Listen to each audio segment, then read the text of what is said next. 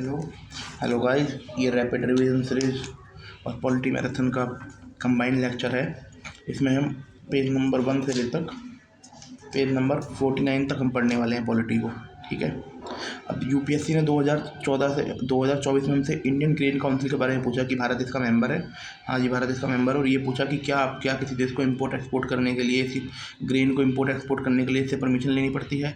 मतलब अगर किसी देश को ग्रेन का इम्पोर्ट एक्सपोर्ट करना है तो इसका मेंबर होना पड़ता है? नहीं भाई, इसका मेंबर नहीं होना पड़ता है, क्योंकि exporting a grain is very very normal thing. कोई मिसाइल नहीं है कि, या कोई न्यूक्लियर प्रोलिफरेशन ट्रीटी नहीं है कि आपको उसके लिए परमिशन लेनी पड़ेगी। ये क्वेश्चन कॉमन सेंस से किया जा सकता है, पर पहली स्टेटमेंट थोड़ी वेग है, लेकिन आप फिर भी 50-50 पे पहुँच सकते हो। फिर यूएनजीए के बारे में पूछा। फिर हमसे पूछा यूनाइटेड 2022 में यूनाइटेड नेशन क्रीडेंशियल असेंबली के बारे में। क्रीडेंशियल असेंबली वो देखती है कि कौन क्रीडेंशियल असेंबली, मतलब जो अल्लादी कृष्ण स्वामी अय्यर थे कॉन्स्टिट्यूंट असेंबली में, ये चेक करती है कि कौन रिप्रेजेंटेटिव होगा किसी स्टेट का, किसने कौन सी रिपोर्ट दी, कौन सी रिपोर्ट रखनी है, कौन सी रिपोर्ट नहीं रखनी, कौन सी रिपोर्ट को पढ़ना है। सारा काम डे टू डे क्लर्क का काम ये करती है। इसने बोला कि इसे सिक्योरिटी काउंसिल ने बनाया है और ये सुपरविजन के नहीं भाई, इतना नॉर्मल काम है कि यूएनजीए ने बनाया है और ये यूएनजीए के सुपरविजन में काम करती है। और ये जो कमेटी है ये पूरी साल काम करती है, नॉट इन मार्च, जून, सितंबर। फिर ये था कि कोई भी रिपोर्ट जो यूएनजीए में रखी जाएगी वो सबसे पहले इसकी परमिशन के बाद रखी जाएगी। फिर इन्होंने हमसे पूछा कि ओपेक में कौन मेंबर नहीं है। ईरान मेंबर नहीं है। मेंबर कौन है इनमें? सऊदी अरब है, ओमान है, कुवैत है। सऊदी अरब, ओमान, कुवैत। फिर इन्होंने एशिया पैसिफिक मिनिस्ट्रियल कॉन्फ्रेंस के ऊपर पूछा। Asia Pacific ministerial conference on housing and urban development की 2006 में इसका जो पहली बैठक हुई थी वो भारत में हुई थी, और अब तक सारी बैठक भारत में हुई है। सारी बैठक भारत में कैसे हो सकती है? और ये भी गलत है कि 2006 में इसकी पहली बैठक भारत में हुई थी। फिर अब जो इस टाइम न्यूज़ में है यूनिवर्सल पोस्टल यूनियन। जो यूनिवर्सल पोस्टल यूनियन है, पहले हम देख लीजिए, यूएन की स्पेशल एजेंसी है। सबसे बड़ी बात ये है 1874 में बनी थी। हेडक्वार्टर इसका बर्न, स्विट्जरलैंड में। इंडिया इसका 1866 में मेंबर बन गया था। और जो इंडिया का पोस्टल यूनिट है या पोस्टल नेटवर्क है वो इससे पुराना है। इसको 150 साल हो रही है, इंडिया को 170 साल हो रही है, 170 साल हो रही है। अगेन आई एम रिपीटिंग है। यूएन की स्पेशल एजेंसी है, 1874 में बनी थी। इंडिया ने 1876 में ज्वाइन किया। एंड हेडक्वार्टर स्विट्जरलैंड में है, बर्न में। और इंडिया का पोस्टल नेटवर्क इससे पुराना है। यूएन की स्पेशल एजेंसी है। इंटरनेशनल टेलीकम्युनिकेशन, ये भी यूएन की स्पेशल एजेंसी है ना। इंफॉर्मेशन एंड कम्युनिकेशन टेक्नोलॉजी के लिए इसकी एक रिपोर्ट आती है कि ग्लोबल साइबर सिक्योरिटी इंडेक्स। और अभी ना जो उस रिपोर्ट में आई है ना, उस रिपोर्ट में जो आई है ग्लोबल साइबर सिक्योरिटी इंडेक्स में, उसमें इंडिया को ना टायर 1 में रखा गया है। मतलब टायर 1 में most of the country tyre 3 and tyre 4 में है, और इंडिया को टायर 1 में रखा गया है कि भाई आप अच्छा काम कर रहे हो साइबर सिक्योरिटी में। ग्लोबल साइबर सिक्योरिटी इंडेक्स की रिपोर्ट आती है इंटरनेशनल टेलीकम्युनिकेशन की। 1865 में बना था। हेडक्वार्टर जनेवा स्विट्जरलैंड में है। यूएन की स्पेशल एजेंसी है। भारत को इसकी काउंसिल के लिए री इलेक्ट किया गया है। और इसने organise world radio communication conference भी शुरू की थी। भारत 1869 से इसका मेंबर है। 1869 से मेंबर है भारत इसका। और ये यूएन की international telecommunication union global cyber security index आता है इसका। भारत ने उसमें अच्छा प्रदर्शन किया है। टायर 1 में है। यूएन की स्पेशल एजेंसी है। 1865 में बनी थी। भारत ने 1869 में ज्वाइन किया। अब भारत को इसकी काउंसिल के लिए री इलेक्ट किया गया है। और है ना। और ये मान लीजिए अब 2023 से 2026 के लिए ऑर्गेनाइज इसने भी ऑर्गेनाइज किया था world radio communication conference. United nation office on drug and crime, UPSC ने इसको लेकर क्वेश्चन पूछ रखा है, आगे डिस्कस करने वाले हैं हम। United nation office and drug on crime, ये यूएन की एजेंसी है। ये तो पता लग रहा है। इसकी 2 रिपोर्ट आती है, वाइल्ड लाइफ क्राइम करके, और annual report on drug day आती है इसकी रिपोर्ट। और वाइल्ड लाइफ क्राइम पे भी काम देता है ये, जैसे क्राइम है तो वाइल्ड लाइफ क्राइम। फिर ये 1997 में बना था। इसका हेडक्वार्टर वेना, ऑस्ट्रिया में है। यूएन की प्राइमरी बॉडी है जो ड्रग एंड काउंटर टेररिज्म से लड़ती है। ये ट्रांसनेशनल जो क्राइम होते हैं ना, ट्रांसनेशनल ऑर्गेनाइज क्राइम, उनके अगेंस्ट भी ये यूएन के जो कन्वेंशन है, जो कन्वेंशन है उनको इम्प्लीमेंट करती है। एक कन्वेंशन है पेलरामो कन्वेंशन 2000 में हुआ था। ये ट्रांसनेशनल के लिए है। कोई भी क्राइम क्रॉस बॉर्डर क्राइम के लिए। इस दुनिया में जो सबसे ज़्यादा ड्रग यूज होता है वो कैनबिस यूज़ होता है, फिर ओपीड, फिर एम्फीटियंस मतलब सांप हो गए, बिच्छू बिच्छू, एम्फीटियंस, कोकीन एंड एक्सटेसी। अब गोल्डन ट्रायंगल की बात, दैट ट्रायंगल की बात की गई है, जिसमें तुम्हारा म्यांमार है, थाईलैंड है, लाओस है। गोल्डन क्रिसेंट में अफगानिस्तान, पाकिस्तान और ईरान। ट्रिपल फ्रंटियर में है अर्जेंटीना, ब्राज़ील, पैराग्वे। कैनाबीस जो है वो कनाडा में लीगल है, और उरुग्वे में लीगल है, और यूएस में काफ़ी जगह लीगल है। इसी का ना ये United nation office on drug and crime का एक इनिशिएटिव है, south Asian wild life enforcement network. South Asian wild life enforcement network, वो इंडिया इसका मेंबर है। इसने एक सार्क के लिए कन्वेंशन रखा था, जिसमें चाइल्ड ट्रैफिकिंग को रोकना था और ह्यूमन ट्रैफिकिंग को रोकना था। ठीक है। अब यूएन सप्लाई चेन फोरम हुआ था, पहली मीटिंग हुई थी इसकी, जिसमें तुम्हारा जो अनटाड ने की थी यूनाइटेड नेशन, जो अनटाड ने की थी, है ना, United nation trade and development ने। और इसकी जो को होस्ट थी, या को करने, या को वो थी इवेंट ऑर्गेनाइजर कंट्री, वो बारबाडोस गवर्नमेंट थी। यही था कि, और इंडिया ने डिस्कस किया है इसमें। Thank you. अब इसके देखते हैं, यूपीएससी ने हमसे 2014 में पूछा कि प्रोविजनल प्रेसिडेंट की, राजेंद्र प्रसाद से पहले कौन हुआ था प्रोविजनल प्रेसिडेंट। देन यूपीएससी ने हमसे 2004 में ही पूछ रखा है कि ना, कि प्रोविजनल प्रेसिडेंट वाला, कि first constituency was elected by the provincial assembly. ठीक है, ये पूछा था कि जो कॉन्स्टिट्यूएंट असेंबली है ना, उनको इलेक्ट किया गया था प्रोविंशियल असेंबली में से। ठीक है, बिल्कुल ठीक है भाई। तो 1946 में इलेक्शन हुए थे प्रोविंशियल असेंबली के, उनमें से ही उसे ऐड किया गया था। देन फिर यूपीएससी ने हमसे यही सेम क्वेश्चन 2013 में पूछा, 2004 में पूछा कि with reference to Indian history the member of constituent assembly from the province were. ठीक है, वो कहाँ से थे, वो elected by the province legislative assembly. वो जो लेजिस्लेटिव असेंबली थी ना, उनके द्वारा थे। जैसे राज्यसभा के इलेक्शन होते हैं ना हमारे देश में, वही थे। अब एसपी सिन्हा को अपॉइंट किया गया था, है ना, सीनियर मोस्ट मेंबर थे। और प्रोविजनल प्रेसिडेंट से 11 दिसंबर 1946 को पहली बैठक हुई थी। 11 दिसंबर 1940 को राजेंद्र प्रसाद को इलेक्ट किया गया था। 9 दिसंबर 1940 को पहली बैठक हुई थी, जिसमें एसपी सिन्हा को किया गया था। 11 दिसंबर 1940 को जो बैठक हुई थी, उसमें तुम्हारा राजेंद्र बाबू को किया गया था।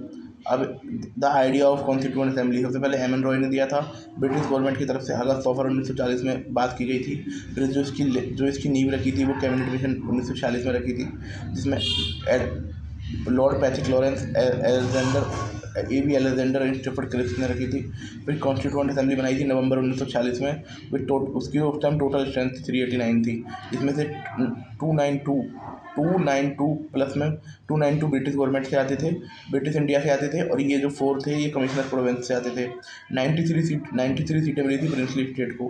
पर जब तुम्हारा बंटवारा हो गया, उसके बाद ये सीटें हो गई 239 से 299, जिसमें से 70 सीटें मिली तुम्हारा प्रिंसली स्टेट को, 229 डायरेक्टली मिली इंडियन स्टेट को।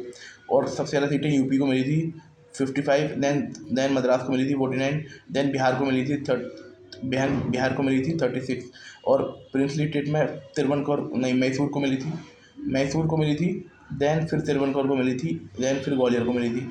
ठीक है। First session of constituent assembly वही 9 दिसंबर 1940 को पहला सेशन हुआ। एसपी सिन्हा साहब को भाई प्रोविजनल प्रेसिडेंट चुन लिया गया, पर राजेंद्र बाबू को 11 दिसंबर 1940 को चुना गया। ठीक है। ऑब्जेक्टिव रिवोल्यूशन नेहरू जी ने 13 दिसंबर 1940 को पेश किया, और 22 जनवरी 1947 को और उसे स्वीकार कर लिया गया। ड्राफ्टिंग कमेटी बनी थी 29 अगस्त 1947 को। इसके टोटल 7 मेंबर थे। 4 तो भगवान कृष्ण के नाम वाले थे, गोपाल स्वामी, कृष्णा स्वामी, कृष्णमाचारी, और माधव भाई ने मित्तल को हटाया था, है ना। और जो वो थे टी कृष्णमाचारी ने डीपी खेतान को हटाया था। फिर एक मोहम्मद सदातुल्ला थे, के एम मुंशी थे, और तुम्हारा भगवान अम्बेडकर थे। ठीक है ना। ठीक है।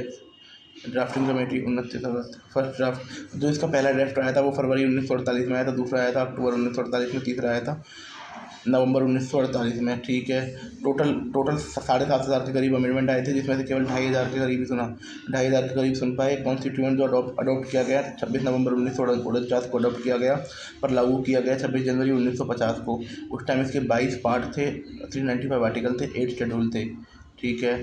कॉन्स्टिट्यूएंट असेंबली ने 11 सेशन लिए थे, 2 साल 11 महीने 17 दिन लिए थे। हाथी एक एम्बलम था और 64 लाख रुपए खर्च हुए थे, ठीक है ना। अब वो बी एन राव थे, बी एन राव तुम्हारे एडवाइज़र थे।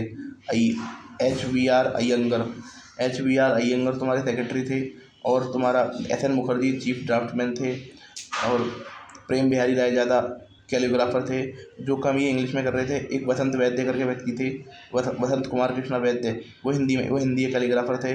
फिर डेकोरेट करने का काम मिला था तुम्हारा राम मनोहर सिन्हा को, और मिला था, और नंदलाल बोस को मिला था डेकोरेट करने का काम। नेशनल फ्लैग हमने 22 जुलाई 1947 को चुन लिया गया था, और नेशनल एंथम, नेशनल सॉन्ग और प्रेसिडेंट का इलेक्शन हमने 24 जनवरी 1949 को किया।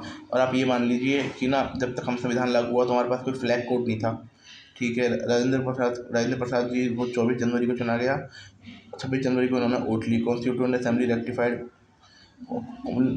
असेंबली ने फर्स्ट मीटिंग में नवंबर 1949 में ये रेक्टिफाई कर दिया कि भाई हम कॉमनवेल्थ के मेंबर हैं। 17 नवंबर 1947 को कॉन्स्टिट्यूएंट असेंबली एक लेजिस्लेटिव कमेटी की तरह बैठी। इसमें तुम्हारे वो थे, क्या नाम था उनका, जीवी मावलंकर साहब थे, ठीक है। स्पीकर कॉन्स्टिट्यूट, ठीक है। पहला जनरल इलेक्शन हुआ अक्टूबर 1951 से लेकर फरवरी 1952 तक इलेक्शन चला था। गवर्नमेंट ऑफ इंडिया, जैसी कॉन्स्टिट्यूशन हमने लागू किया, गवर्नमेंट ऑफ इंडिया एक्ट 1935 और वो 97 के एक्ट को हमने अबॉलिश कर दिया, और abolition of privy council jurisdiction 1949 में अबॉलिशन कर दिया प्रीवी काउंसिल का। Major committees and their chairman. Union power committee में जे एल नेहरू थे।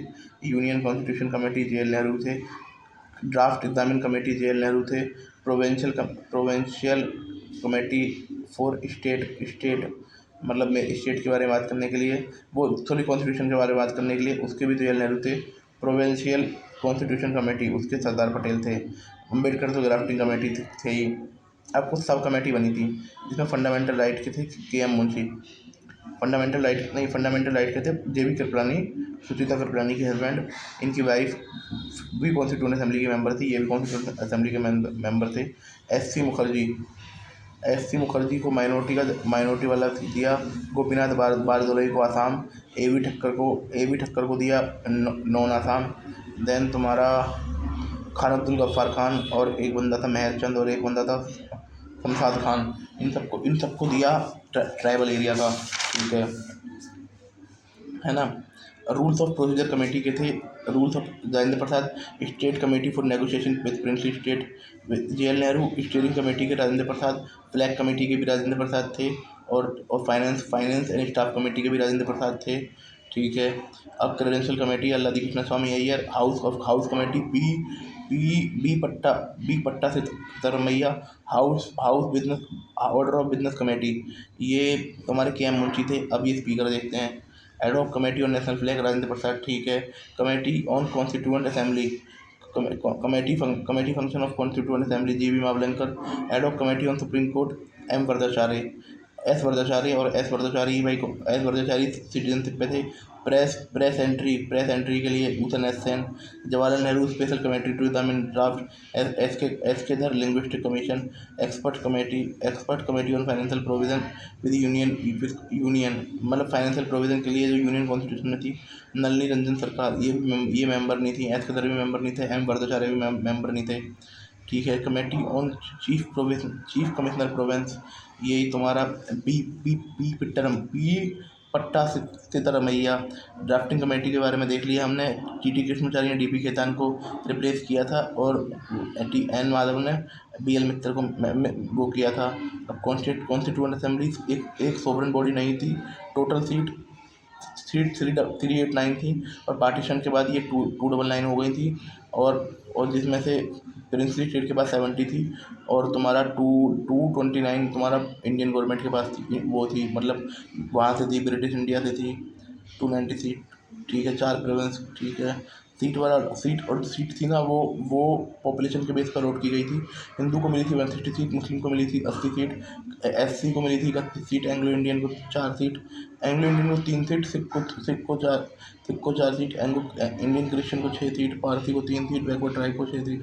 15 वुमेन थी, जिसमें तुम्हारा अम्मू जी थी, एक तुम्हारी दक्षिणी करके थी, एक तुम्हारी एनी थी, है ना, एक तुम्हारी बेगम थी, एक तुम्हारी मालती चौधरी, कमला चौधरी, लीला रॉय, रेणुका रॉय और सुचिता कृपलानी थी। एंड तुम्हारा हंसा मेहता थी, दुर्गा बाई थी और ये हो गई, ये विजयलक्ष्मी पंडित जी थी, सरोजिनी नायडू थी, है ना, एक और रह गई फेमस, बस सरोजिनी नायडू थी, विजयलक्ष्मी पंडित, सरोजिनी नायडू, रेणुका रॉय थी, अमृता कौर भी थी। ठीक है, ये मेंबर थे। नेहरू जी ने अपनी जो स्पीच दी थी ट्रिस्ट टू डेस्टिनी, वो रात में दी थी स्पेशल सेशन में कॉन्स्टिट्यूएंट असेंबली के। कॉन्स्टिट्यूशन बाद हैंड रिटन था, है ना, और फ्लैग कोड उसके बाद में अडॉप्ट किया गया। कॉन्स्टिट्यूशन बॉडी एक सॉवरेन बॉडी नहीं है, मेन बात तो ये है। और फिर एक कि जैसे कुछ पार्ट सिटीजनशिप पे व्रताचार्य थे, इलेक्शन, प्रोविजनल पार्लियामेंट के जो कुछ पार्ट 26 नवंबर 1950 को ही आ गए, है ना। रिमेनिंग पार्ट आए 26 जनवरी 1950 को। ठीक है, सीट हो गई, देखो हमें पहले ही डिस्कस कर लिया कि यूपी की 55 थी, मद्रास की 52 थी एंड बिहार की 36 थी, है ना। ठीक है, और दिल्ली की 1 थी, कुरुप की 1 थी, है ना। और सबसे ज़्यादा तिरुवनंतपुर की, मैसूर की 7 थी, तिरुवनंतपुर की 6 थी, ग्वालियर की 4 थी। फिर हो गया। देन यूपीएससी ने हमसे 2024 में ही पूछा एज द पार्लियामेंट 368 कॉन्स्टिट्यूशन, मतलब पार्लियामेंट 368 के थ्रू क्या क्या कर सकती है।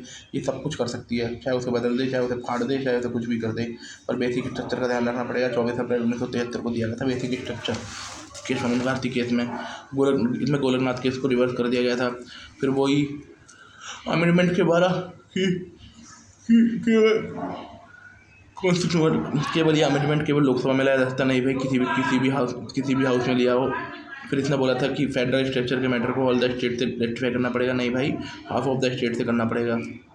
फिर एक क्वेश्चन ये उठता है कि ना जॉइंट सिटिंग तो नहीं है ना, प्रेसिडेंट को देना ऑब्लिगेटरी है। 24 अमेंडमेंट कॉन्स्टिट्यूशनल अमेंडमेंट हुआ था, इसमें बोला था प्रेसिडेंट को देना जरूरी है। बिल अमेंडिंग कॉन्स्टिट्यूशन, भाई प्रेसिडेंट की कोई रिक्वायर नहीं है लाने से पहले। ठीक है, ये पार्ट 20 में है, आर्टिकल 368 में है, प्रोसीजर फॉर अमेंडिंग कॉन्स्टिट्यूशन, है ना। ये तुम्हारा पहले किसी भी हाउस में बिल लिया हो, कोई भी बंदा ले आएगा पास कराने के लिए, तुम्हारा special majority half of total majority, more than half of total majority और 2/3 ऑफ प्रेजेंट इन वोटिंग। ठीक है, जॉइंट सिटिंग नहीं होगी, है ना, जॉइंट सिटिंग नहीं होगी। फेडरल प्रोविजन अमेंडेड, अगर कोई फेडरल प्रोविजन है तो आधे स्टेटों को रेक्टिफाई करना पड़ेगा। अगर बिल पास करने राष्ट्रपति को बिल पास करना ही पड़ेगा। 24वें अमेंडमेंट ने बोल दिया था, है ना, राष्ट्रपति बिल पास कर देता है तो वो कॉन्स्टिट्यूशनल अमेंडमेंट हो जाता है। अब संविधान में हम 3 तरीके से संशोधन कर सकते हैं, उसमें दे रखा है 2 संशोधन हम 368 के थ्रू कर सकते हैं, एक संशोधन हम 368 के बाहर कर सकते हैं। जैसे किसी राज्य से संबंधित, नागरिकता से संबंधित, राजभाषा से संबंधित, ऑफिशियल लैंग्वेज से संबंधित और इंग्लिश से संबंधित, और तुम्हारा हाई कोर्ट के जजों की संख्या से संबंधित, सेकंड शेड्यूल से संबंधित, जिसमें तुम्हारे वेतन भत्ते हैं, चौथे 5वें शेड्यूल से संबंधित, नहीं 5वें 6ठे शेड्यूल से संबंधित। ठीक है, अब यूनियन टेरिटरी से संबंधित, डिलिमिटेशन कमीशन से संबंधित, election of parliament and state legislature से संबंधित, ये इंपॉर्टेंट है, ये बोला इलेक्शन से संबंधित, ऑफिशियल लैंग्वेज से संबंधित, सिटीजन से संबंधित, जुरिडिक्शन ऑफ सुप्रीम कोर्ट से संबंधित, नंबर ऑफ कुर्सीन जज इन सुप्रीम कोर्ट से संबंधित, English language use in parliament से संबंधित, प्रिविलेज ऑफ पार्लियामेंट से संबंधित, कोरम से संबंधित, सैलरी से संबंधित। ठीक है, लेजिस्लेटिव काउंसिल से संबंधित, ये सब चीज़ होती है बिल्कुल सिंपल मेजोरिटी से। देन फिर होती है वही जो स्पेशल मेजोरिटी हमने पीछे पड़ी हुई है, जिसमें तुम्हारा फंडामेंटल राइट और डीपीएसपी, बाकी उनको छोड़ के, और बाकी ये 8 मुद्दे हैं इनको छोड़ के। अब ये 8 मुद्दे, एक तो जीएसटी हो गया, एक 368 खुद हो गया, और एक तुम्हारा राष्ट्रपति का इलेक्शन हो गया, रिप्रेजेंटेशन ऑफ स्टेट इन इन लोकसभा, है ना, 4 हो गए, 4 हो गए, ठीक है। और 7 शेड्यूल हो गया, है ना, 5 हो गए, distribution of legislative power, supreme court and high court extend executive control on UT, ठीक है। अब शंकरी प्रसाद ने बोला कि भाई कुछ भी अमेंडमेंट कर दो, फिर उसके बाद तुम्हारा सज्जन सिंह आया, उसने भी बोला कुछ भी कर दो, गोलक मेहता आया, नहीं कर पाओगे, कृष्ण भारती आया, बेसिक स्ट्रक्चर, फिर उसके बाद तुम्हारा ये इंदिरा गांधी वाला केस आया, इन्होंने भी बेसिक स्ट्रक्चर की दुहाई दी। देन तुम्हारा जगमोहन सिन्हा थे उसमें, देन तुम्हारा वो आया 19 वो मिनरवा मिल का केस आया, उन्होंने बोला हाँ भाई कर दो कोई नहीं, है ना। फिर तुम्हारा वुमेन राव का केस आया, उसने बोला कि भाई कि आप ऐसे कोई अमेंडमेंट नहीं कर सकते। 24वें अमेंडमेंट ने बोला राष्ट्रपति को कि भाई आपको देना ज़रूरी है, और इसने बोला कि पार्लियामेंट वो फंडामेंटल राइट में अमेंडमेंट कर सकती है ना, ठीक है। फिर फर्स्ट अमेंडमेंट हुआ था जिसमें 9 शेड्यूल जोड़ा गया था और बैकवर्ड और इकोनॉमिक क्लास के लिए कुछ लैंड प्रोविज़न किए गए थे। 4th शेड्यूल हुआ था जिसमें जो आपकी प्रॉपर्टी लेने के बदले ये राइट आपका जस्टिसेबल था ना, कि पैसा दो कंपनसेशन का, उसको नॉन जस्टिसेबल कर दिया था। और तुम्हारा 31A जोड़ा गया था। 31A में कुछ नई चीज़ें जोड़ी गई थी 9th शेड्यूल के तहत। 6th शेड्यूल तुम्हारा इंटर स्टेट टैक्स है ना, उसे यूनियन लिस्ट में डाला गया। देन फिर तुम्हारा ये फिर 7th शेड्यूल हुआ जिसमें ये हाई कोर्ट बोला कि एक से ज़्यादा हाई कोर्ट 2 राज्य का काम देख सकते हैं। और एक तुम्हारा वो हो गया था, क्या बोलते हैं उसे,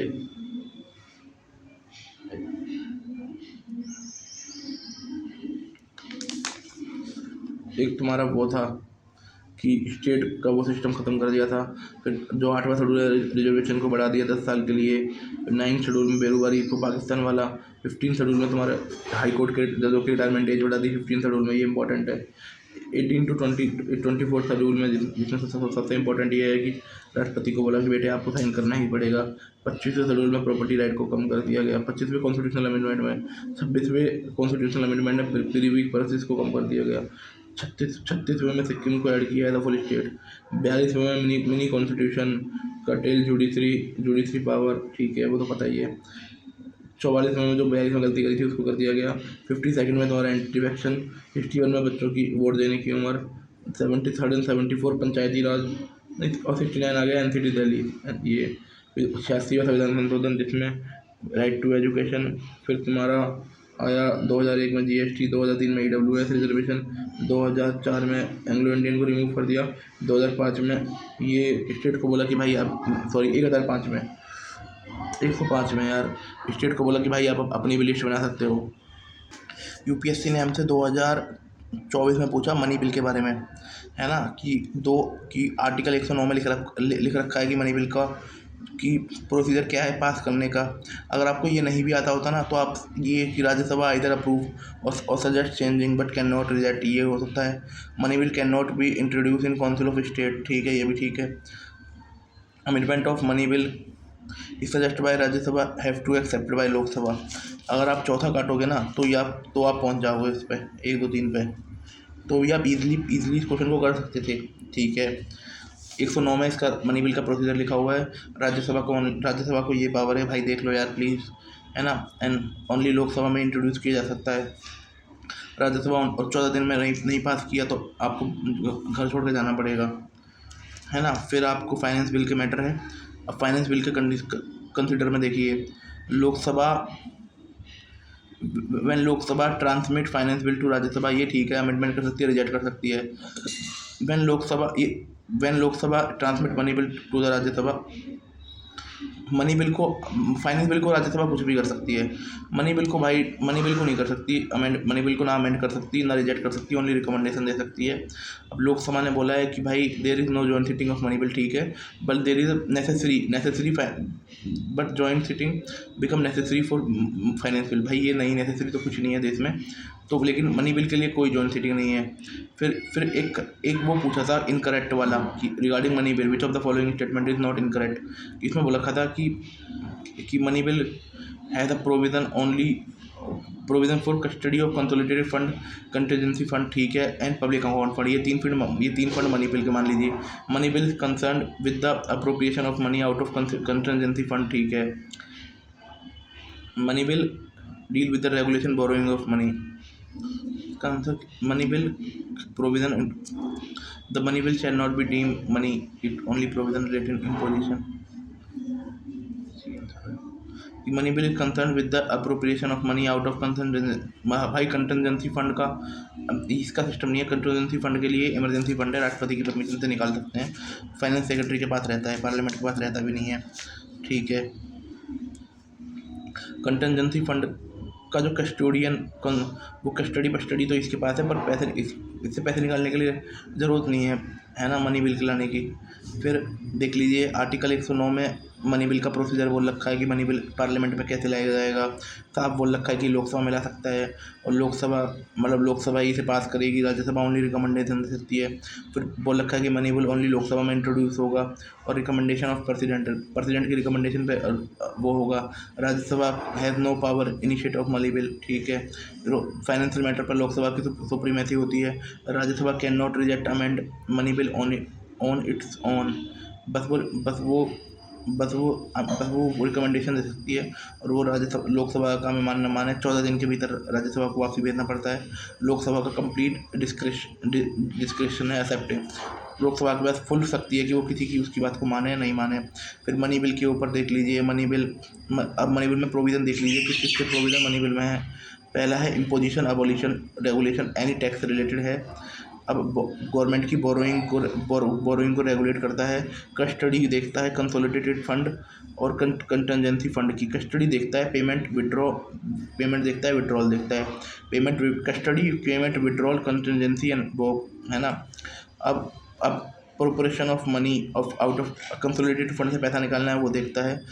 अप्रोप्रिएशन ऑफ मनी ऑफ वो डिक्लेरेशन, अगर कोई भी एक्सपेंडिचर को वो तुम्हारा कंसोलिडेटेड फंड पे चार्ज करना होता है, और या फिर उसको बढ़ाना होता है एक्सपेंडिचर को, तो उसके लिए चाहिए receipt on account of consolidated fund and public account fund. Custody, public account fund पर भी मनी बिल की जरूरत है। रिसिप्ट है। Custody, issue such money, audit और अकाउंट ऑफ द यूनियन और स्टेट, ठीक है। एनी मैटर एक्सटेंडेंशियल अगेन, ठीक है ना। अब एक मैटर ये फाइन का, फीस का और लोकल अथॉरिटी के टैक्स का मनी बिल से कोई मतलब नहीं है। मनी बिल को स्पीकर पास होने के बाद स्पीकर रेक्टिफाई करता है, हाँ मनी बिल है। उसके बाद ये राज्यसभा में छोड़ के जाता है। ओनली इंट्रोड्यूस इन लोकसभा, ठीक है। Procedure, Rajya Sabha can not reject और अमेंड, ओनली रिकमेंडेशन दे सकती है। 14 दिन के भीतर वापसी भेजना पड़ेगा, नहीं तो आपको गाँव जाना पड़ेगा। लोकसभा का काम है कि वो रिकमेंडेशन एक्सेप्ट करे या नहीं करे, है ना। अगर लोकसभा एक्सेप्ट नहीं करती तो पास हो जाता है, अगर राज्यसभा वापसी नहीं भेजती तो वो 14 दिन के भीतर अपने आप पास हो जाता है। एसेंट ऑफ प्रेसिडेंट को एसेंट देनी पड़ती है, क्योंकि परमिशन की और प्रेसिडेंट मनी बिल को वापसी नहीं भेज सकते, क्योंकि जनरली प्रेसिडेंट दे देते हैं, क्योंकि प्रेसिडेंट की रिकमेंडेशन के बाद ही लाया जाता है। मनी बिल में जॉइंट सिटिंग का प्रावधान नहीं है ना। मनी बिल में तुम्हारा 110 में दे रखा है डेफिनेशन, 109 में दे रखा है प्रोसीजर, 117 में दे रखा है फाइनेंस बिल 1, 117 में 17(3) में दे रखा है finance bill 2। Contain money bill matter plus other provision. Contain money, जो 117(1) में दे रखा है, contain money will matter plus other provision deal with the expenditure, और 117(3) में दे रखा है deal with the expenditure method but does not contain all provision of expenditure method के बारे में। फाइनेंस बिल्स उसमें भी दे रखा है, पर इसमें एक बात ये बहुत अच्छी बोल रखी है कि आर्टिकल 110 से जुड़ा हुआ है। मनी बिल की डेफिनेशन 110 में दे रखी है। प्रेसिडेंट की डेफिनेशन एक्सेंट के बारे में 111 में दे रखा है। अदर फाइनेंशियल बिल के बारे में 117 में दे रखा है। कोई भी टैक्स नहीं लगाया जाएगा जब तक जो कोई अथॉरिटी ऑफ लॉ की तरफ से वो ना हो। अब मोहम्मद सईद सिद्दीकी का केस हुआ था, उसने बोला था कि जिस मनी बिल ने स्पीकर ने जिसे मनी बिल बोल दिया तो वो बोल दिया, कोई जवान नहीं चलाएगा। मनी बिल इंट्रोड्यूस किया जाता है लोकसभा में मिनिस्टर के द्वारा। मैंडेटरी वो प्रेसिडेंट की रिकमेंडेशन ज़रूरी है। और राज्यसभा ओनली वो करती है,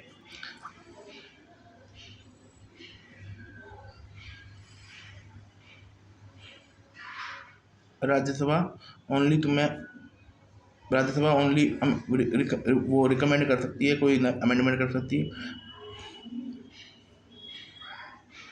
ठीक है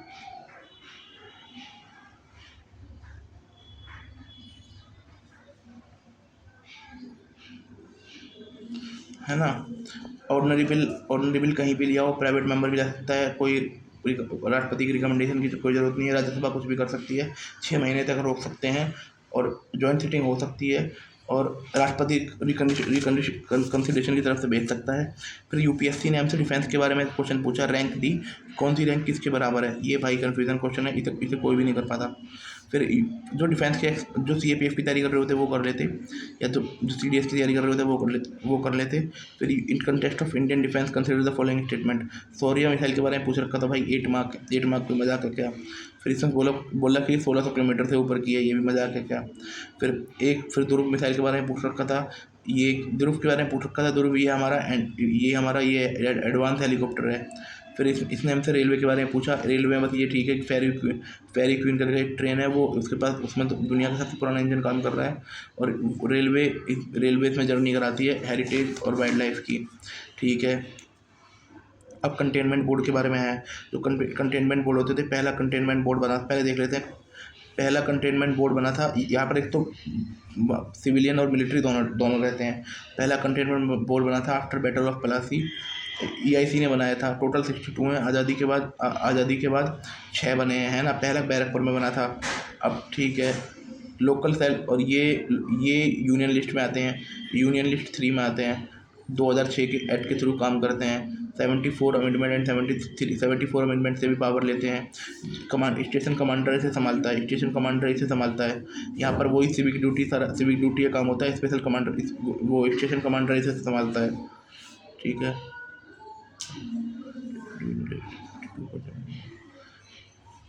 बेटर ऑफ क्लास। ठीक है। अब सेक्रेटरीट ऑफ पार्लियामेंट, ये तुम्हारा सेक्रेटरीट 1952 में बना था।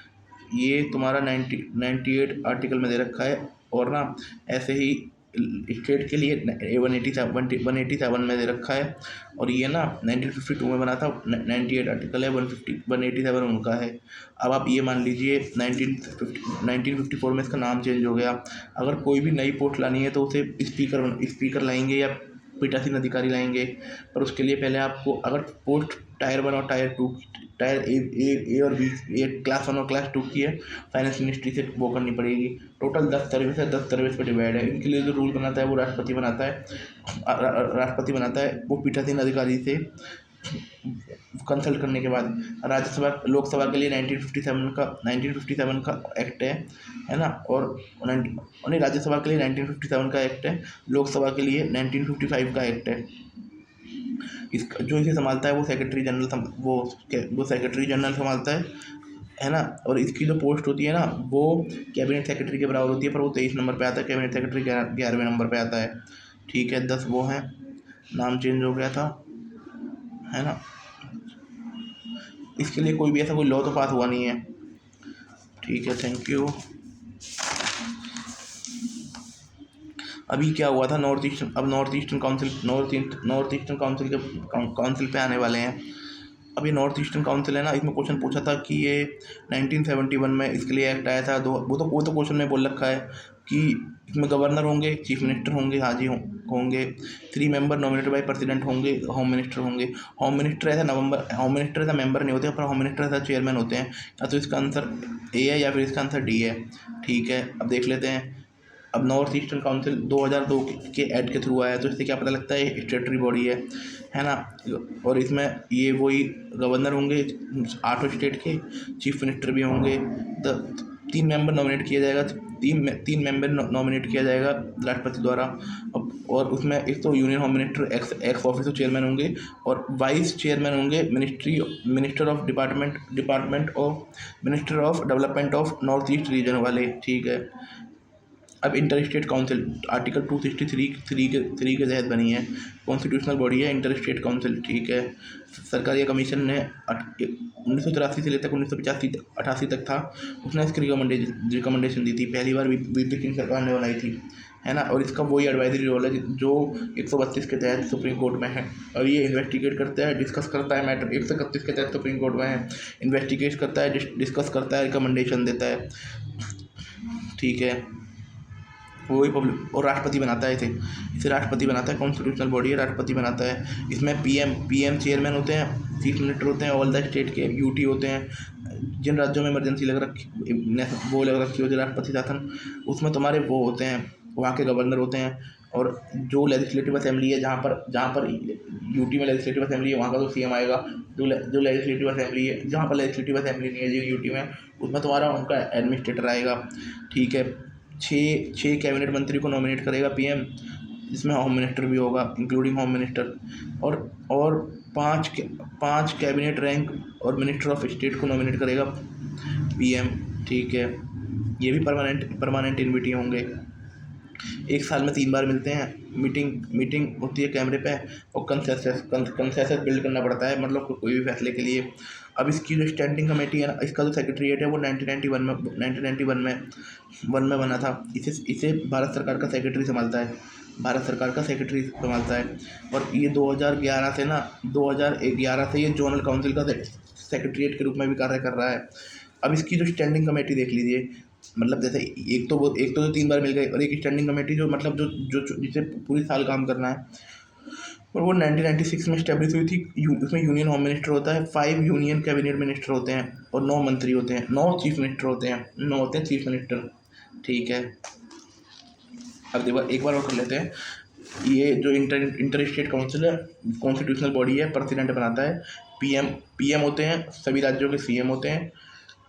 और सरकारी कमीशन की रिकमेंडेशन पर बनी थी, पहली बार 1990 में वीपी सिंह सरकार ने बनाई थी। इन्वेस्टिगेट करते हैं और डिस्कस करते हैं पब्लिक इंपॉर्टेंस के मैटर को। इसका वही राइट है एडवाइजरी के रूप में, आर्टिकल जो 131 में सुप्रीम कोर्ट के पास है। इसमें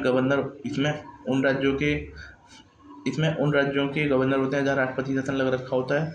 जिस यूटी में तुम्हारा लेजिस्लेटिव असेंबली है, वहाँ की सीएम आएगा, नहीं तो बाकी वो तुम्हारा वो आएगा एडमिनिस्टर, जो एडमिनिस्ट्रेशन चलाने वाला है। 6 कैबिनेट मंत्रियों को नॉमिनेट करते हैं पीएम, 5 कैबिनेट मिनिस्टर रैंक और इक्वलेंट टू स्टेट मिनिस्टर वो नॉमिनेट करते हैं। अब इसकी जो स्टैंडिंग कमेटी है ना, एक साल में 3 बार मिलती है, कैमरे में मिलती है। कंसेंसस बिल्ड करना जरूरी है। जो इसकी स्टैंडिंग कमेटी है ना, वो 1996 में बनाई गई थी।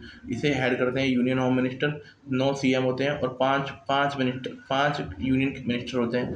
इसका जो सेक्रेटरीट है वो 1991 में बनाया गया था, भारत सरकार के सेक्रेटरी हेड करते हैं, है ना। और मैं मान लूँ, और 2011 से जनरल काउंसिल का सेक्रेटरी भी यही है। फिर जनरल काउंसिल है, वो स्टेट रीऑर्गेनाइजेशन एक्ट के थ्रू बनाई गई थी। टोटल 5 जनरल काउंसिल है, northern, central, eastern, western. Northern general council में तुम्हारा पंजाब है, हरियाणा है, हिमाचल है, पंजाब, हरियाणा, हिमाचल, राजस्थान है, और तुम्हारा जम्मू कश्मीर है, लद्दाख है।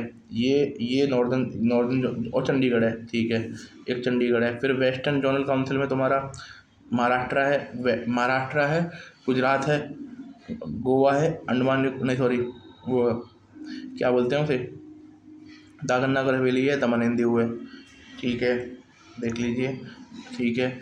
अब जो सेंट्रल जनरल काउंसिल है, यूपी है, उत्तराखंड है, मध्य प्रदेश है, छत्तीसगढ़ है। इसमें 4 ही हैं, मध्य प्रदेश, छत्तीसगढ़, ठीक है। अब जो नॉर्दर्न जनरल काउंसिल है, और जो नॉर्दर्न जनरल काउंसिल है, दिल्ली उसी में आता है नॉर्दर्न जनरल काउंसिल में। इसका हेडक्वार्टर दिल्ली में है। और जो वेस्टर्न जनरल काउंसिल है, उसका हेडक्वार्टर मुंबई में है। और जो तुम्हारा सेंट्रल जनरल काउंसिल है, उसका हेडक्वार्टर इलाहाबाद में है।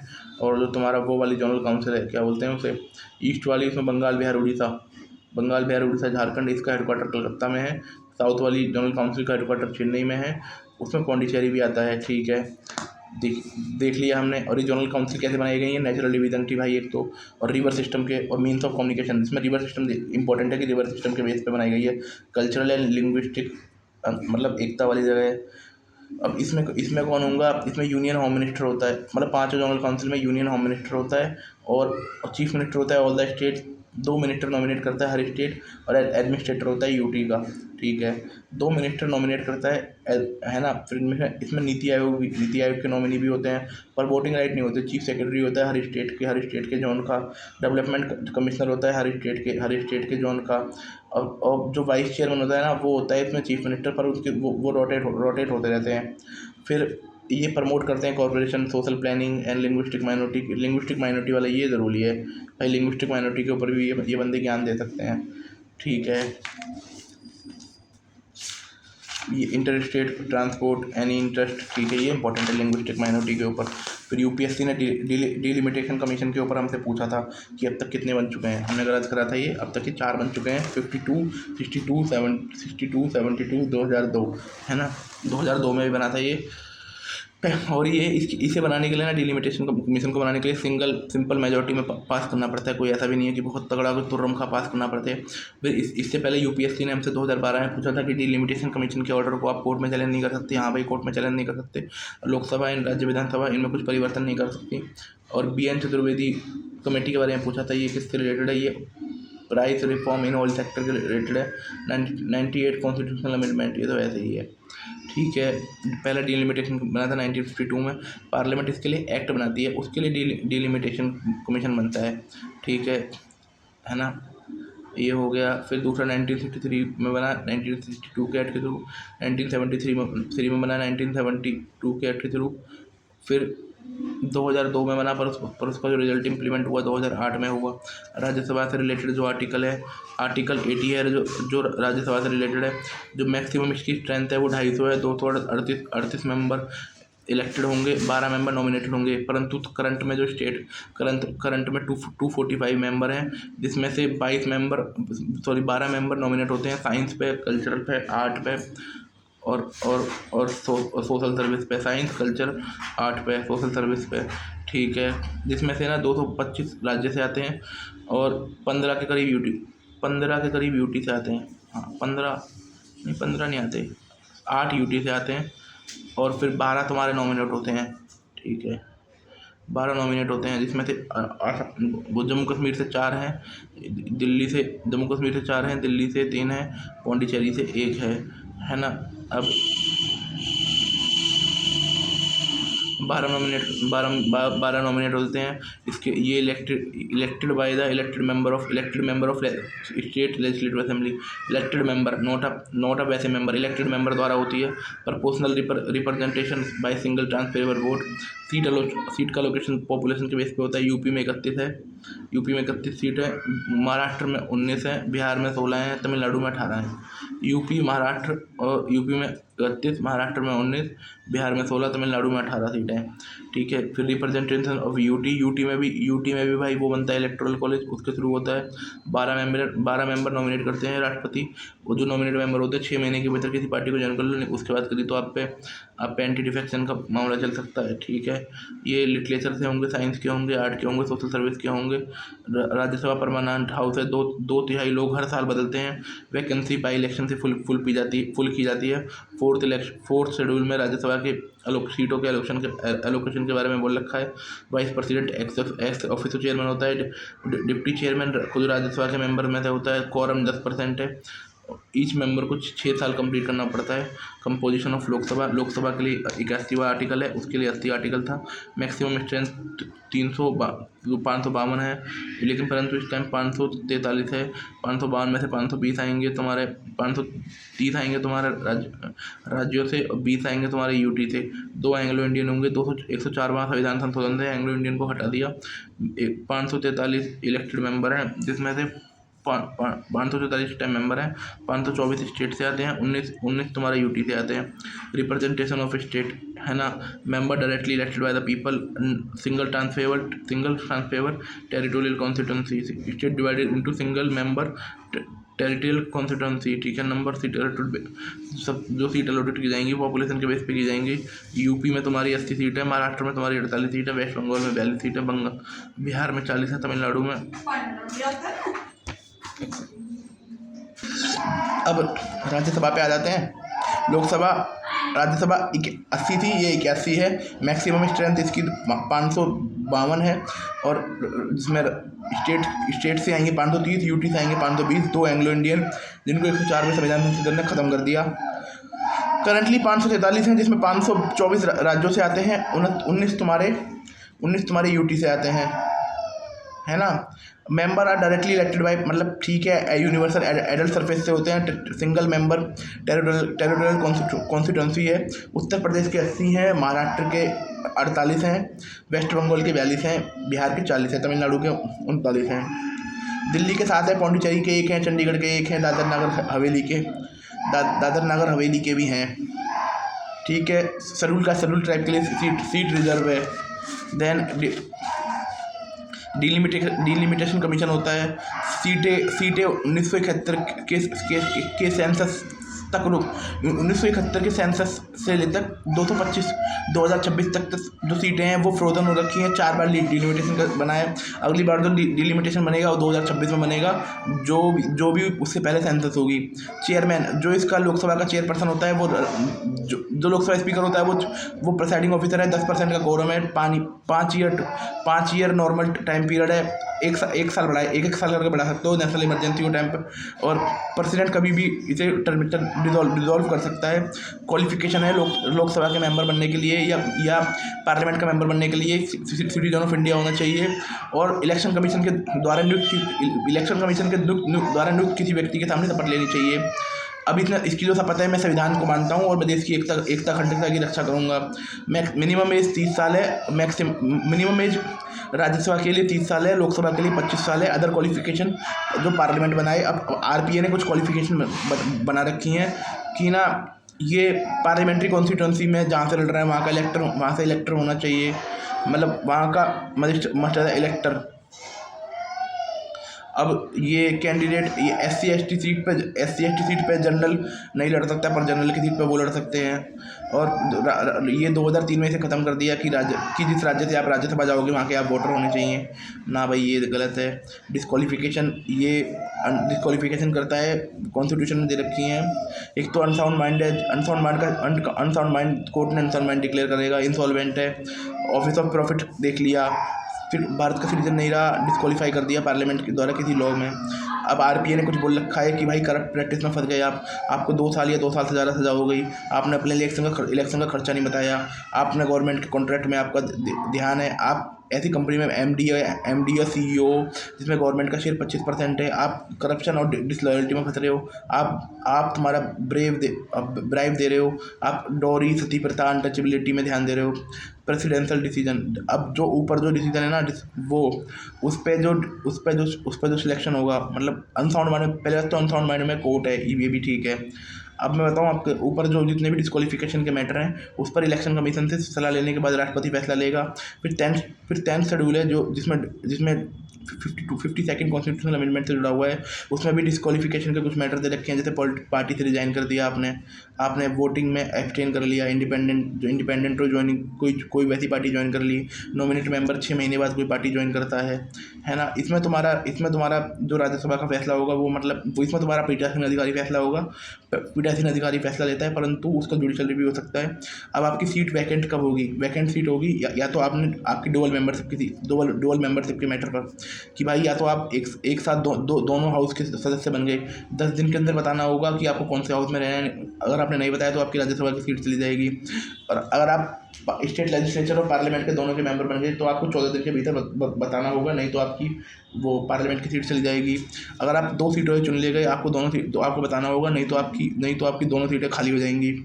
डिस्क्वालिफिकेशन, अगर किसी बंदे को डिस्क्वालीफाई कर दिया ऑन कॉन्स्टिट्यूशनल मैटर और स्टैट्यूटरी ग्राउंड, मतलब आरपीए के ऊपर, अगर आपने किसी व्यक्ति ने अपना रिटर्न रेजिग्नेशन दे दिया राज्यसभा के सभापति को और लोकसभा के सभापति को, तो वो हो जाएगा। तो 60 दिन तक बाहर रहे तो हो जाएगा। और अदरवाइज आपका जो इलेक्शन है वो ही वॉइड डिक्लेयर हो गया तो हो जाएगा। ओथ एंड अफर्मेशन, ओथ भाई 104वें संविधान के अनुच्छेद ने बोल रखा है कि भाई आपको ओथ लेनी जरूरी है। अगर आप बिना ओथ के कोई काम करते हो, बिना ओथ के तो आपको पार्लियामेंट प्रिविलेज नहीं मिलेंगे।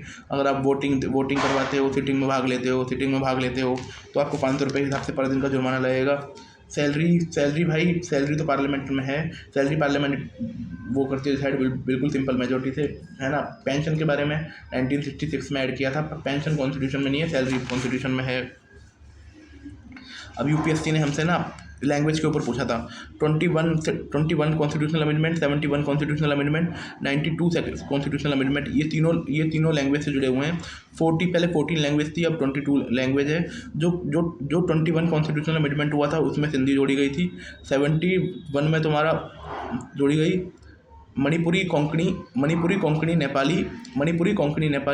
92 में तुम्हारी जोड़ी गई संथाली, बोडो, डोगरी, मैथिली, ये लैंग्वेज जोड़ी गई। और ये है तुम्हारा ये 8 शेड्यूल में दे रखा है लैंग्वेज के बारे में 8 शेड्यूल में दे रखा है। इसके लिए एक आर्टिकल भी है, आर्टिकल है शायद 244 आर्टिकल है, और 251 है। बाकी लैंग्वेज के बारे में देख लेते हैं कि लिटरेसी के बारे में तो बेकार है। फिर 8 शेड्यूल के बारे में, 8 शेड्यूल में कौन सी लैंग्वेज है, ये भी बेकार है, क्योंकि इंग्लिश नहीं है, कश्मीरी है, कोंकणी है, ठीक है, सिंधी और कश्मीरी भी है। साले ने ऑप्शन इतने सुंदर बना रखे हैं। देन इसने पूछा था there by under which of the following constitution amendment four language edit की गई थी, वही 92 कॉन्स्टिट्यूशनल अमेंडमेंट से की गई थी। देन अब देख लेते हैं, है ना। 71 कॉन्स्टिट्यूशनल अमेंडमेंट 1992 ने मतलब वो एक शेड्यूल में 2 लैंग्वेज ऐड की गई थी, मणिपुरी, नेपाली, मैथिली, और 92 में ऐड की गई थी बोडो, डोगरी, संथाली, ठीक है। अब फर्स्ट शेड्यूल देख लीजिए, इसमें यूनियन, इसमें मतलब टेरिटरी है, और इसमें ये इसका संबंध पहले शेड्यूल से है, एक से लेकर 4 आर्टिकल से है। सेकंड शेड्यूल में ना अलाउंस दे रखे हैं सेकंड शेड्यूल्स में, जो कंसोलिडेटेड फंड पे, जो कंसोलिडेटेड ऑफ इंडिया पे चार्ज है ना। ये इसमें तुम्हारा ये मनी बिल के थ्रू होता है, इसमें मनी बिल के थ्रू बातचीत होती है। इसमें प्रेसिडेंट है, गवर्नर है, सारे पीठासीन अधिकारी हैं, सारे पीठासीन अधिकारी संसद के, है ना। और तुम्हारा कैग है high court and supreme court, नहीं ये राष्ट्रीय high court and supreme court, और कैग हो गया। अब इसके लिए आर्टिकल देख लीजिए, 221 तो हाई कोर्ट के लिए, 125 सुप्रीम कोर्ट के लिए, 148 कैग के लिए, 59 राष्ट्रपति के लिए, 158 उसके लिए, 158 किसके लिए, राज्यपाल के लिए, 65 तुम्हारा वाइस प्रेसिडेंट के लिए, ये पता नहीं किसके लिए। बाकी ये जो दे रही है वो दे रही है। अब ओथ इसमें तीसरे शेड्यूल में ओथ दे रखी है, जिसमें ओथ है तुम्हारा, एक तो जो बंदा इलेक्शन लड़ रहा है, नहीं, MLA, MP, high court, supreme court, है ना, और तुम्हारा और यूनियन मिनिस्टर और स्टेट मिनिस्टर और कैग, ठीक है। MLA, MP, union minister, state minister, ठीक है, जज, high court, supreme court. 4th schedule में तुम्हारा राज्यसभा की टेरिटरी का बंटवारा दे रखा है, 4 और 80 राज्यसभा से जुड़ा 80 है ना, और 4 में तो वही टेरिटरी है। 5th शेड्यूल में तुम्हारा शेड्यूल एरिया का एडमिनिस्ट्रेशन दे रखा, हाँ। अब 4th शेड्यूल में राज्यसभा की सीटों का एलोकेशन है, वो हमने पढ़ लिया, 4 से 80। 5th शेड्यूल में आर्टिकल 244 है, इसमें एडमिनिस्ट्रेशन दे रखा है शेड्यूल ट्राइब और शेड्यूल एरिया का। 6th शेड्यूल में 244 प्लस में 275, और इसमें 4 स्टेट हैं, आसाम, मेघालय, त्रिपुरा, मिजोरम। आसाम के लिए ना जो स्टेट लॉ हैं पढ़ने वाले हैं आगे। 7th शेड्यूल में शक्तियों का बंटवारा है, पहले जो सेंटर थे उसमें 97 सब्जेक्ट थे, अब 98 है। स्टेट वाले में 66 सब्जेक्ट थे, अब 59 है। एंड तुम्हारे कंकरेंट में 47 थे, 52 हैं, ठीक है। अब जो 8th शेड्यूल है, 8th शेड्यूल में लैंग्वेज है 344 एंड तुम्हारा 344 और 351, और जो शेड्यूल ट्राइब में 244 है, ठीक है। लैंग्वेज बारे में हमने पढ़ लिया, कौन कश्मीरी है, कोंकणी है, कन्नड़ा है, मलयालम है, मणिपुरी है, मराठी है, नेपाली है, उड़िया है, पंजाबी है, सिंधी है, तमिल है, तेलुगु है, बोडो है, संथाली है, मैथिली है, डोगरी है। अब 9th शेड्यूल है 31B का, जिसमें ये 31B से जुड़ा हुआ है, पहले कॉन्स्टिट्यूशनल अमेंडमेंट में ऐड किया गया था, और ये पहले जुडिशल रिव्यू से बाद में था, लेकिन आई आर कोहलो केस में बोल दिया गया कि 24 अप्रैल के बाद जो भी केस होंगे ना उसमें ही आएगा। 10th शेड्यूल में 102 10th शेड्यूल 102 और 191 10th शेड्यूल में 102 और 191 है, इसमें प्रोविज़न है तुम्हारा एंटी डिफेक्शन से रिलेटेड। 11th शेड्यूल में तुम्हारा 29 सब्जेक्ट है, 11th शेड्यूल में 29 सब्जेक्ट हैं, 243 एक से ले तक 243 ओ तक। फिर उसमें फिर 12th शेड्यूल में ये 73 अमेंडमेंट से है। 11th शेड्यूल फिर 12th शेड्यूल में तुम्हारा जो म्यूनसिपैलिटी वाला है उसमें 243 पी से लेकर ZG तक है ना। फिर जो उसके बाद जो ट्रिब्यूनल है, उसके बाद जो कोऑपरेटिव सोसाइटी है जो पार्ट 9B में है और जो 97 कॉन्स्टिट्यूशनल अमेंडमेंट से है उसमें 243 ZH से ले तक और ZT तक है। ठीक है, अब 12th शेड्यूल पढ़ लिए। अब पढ़ लेते हैं कि कहाँ से कौन सा लिया हमने। फेडरल स्कीम कहाँ से ली? गवर्नमेंट ऑफ इंडिया से। 1935 के एक्ट से। गवर्नर का ऑफिस कहाँ से लिया? वो लिया हमने वहीं से ही 1935 से। Judiciary 1935, public service commission 1935, emergency provision और एडमिनिस्ट्रेटिव डिटेल ये हमने 1935 से लिए। British government, British constitution, parliamentary government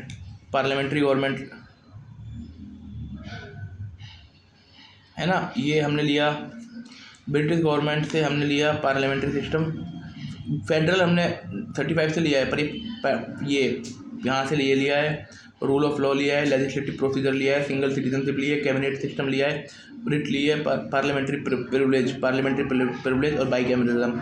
और बस मेन चीज़ हमें ये देखनी है कि रूल ऑफ लॉ और लेजिस्लेटिव प्रोसेस ये हमने लिया है। देन फेडरल स्ट्रक्चर हमने 1935 से लिया है। ऑफिस ऑफ गवर्नर 1935 से लिया है। जुडिशरी हमने 1935 से लिया है। पब्लिक सर्विस कमीशन हमने 1935 से लिया है।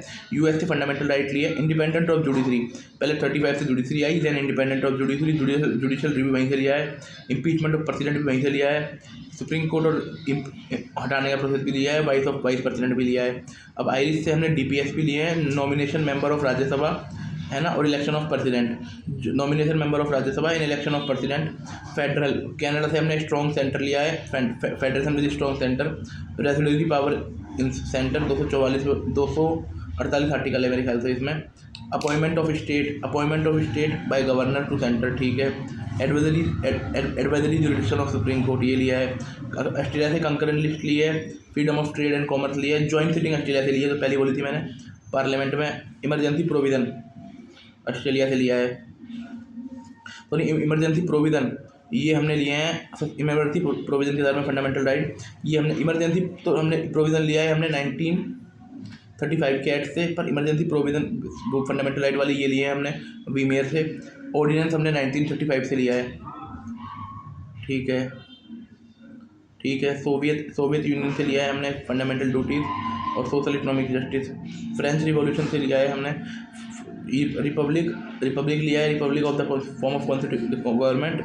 और तुम्हारा वो liberty, equality, fraternity, liberty preamble में। साउथ अफ्रीका से लिया है अमेंडमेंट कैसे करते हैं और election of Rajya Sabha member. Japan से लिया है प्रोसीजर इस्टेब्लिश बाय लॉ, वहाँ से रूल ऑफ लॉ। ठीक है।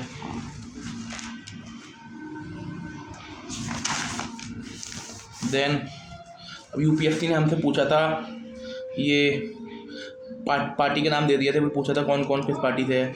भारतीय जनसंघ से श्यामा प्रसाद मुखर्जी, सोशलिस्ट पार्टी से आचार्य नागेंद्र देव, कांग्रेस डेमोक्रेसी से जगजीवन राम, स्वतंत्र पार्टी से C राजगोपालाचार्य। उससे पहले इन्होंने हमसे 1999 में पूछा था कम्युनिस्ट पार्टी से तुम्हारा PC जोशी, हिंदू महासभा से सावरकर जी और राम मनोहर लोहिया सोशलिस्ट पार्टी से है ना। और ये CR दास ये स्वराज पार्टी से। देन उसके बाद इन्होंने हमसे पूछा था कि ना, उसके बाद इन्होंने हमसे 1987 में दोबारा पूछा था MN रॉय कम्युनिस्ट पार्टी से, Chandrashekhar Azad Hindustan socialist Republican association से, CR दास स्वराजिस्ट पार्टी से, आचार्य नागेंद्र देव सोशलिस्ट पार्टी से। ठीक है, ये तो मुझे पता था यार, वो प्रजातंत्र समाजवादी पार्टी से थे है ना। फिर तुम्हारा दो पार्टी से। फिर तुम्हारा ये यूपीएससी ने 1988 में हमसे पूछा कांग्रेस सोशलिस्ट पार्टी के बारे में कि ये it is a form of various kind of socialist party, मतलब बहुत सारे सोशलिस्ट का ये ना एक फॉरम था, मतलब आते लोग मिलते थे। राइवल थोड़ी था, ये राइवल थोड़ी थे कांग्रेस पार्टी के ये। और ये वर्कर और पीजेंट के लिए काम करते थे। भारतीय जनसंघ श्यामा प्रसाद मुखर्जी 1951 में बना है। सोशलिस्ट पार्टी आचार्य नागेंद्र देव जेपी जी, है ना। और राजगोपालाचार्य स्वतंत्र पार्टी, कांग्रेस फॉर डेमोक्रेसी से जगजीवन राम, स्वतंत्र पार्टी से स्वतंत्र पार्टी से राजगोपालाचार्य जी। 365 रियासत थी। सबसे एंड में तुम्हारा ये आया है हरामी का पिल्ला, हैदराबाद, सितंबर 1948 में ऑपरेशन पोलो करना पड़ा था। कश्मीर 26 अक्टूबर 1947 को भारत का पार्ट बन गया। 26 अक्टूबर 1947 को जूनागढ़ ने फरवरी 1948 में ज्वाइन कर लिया।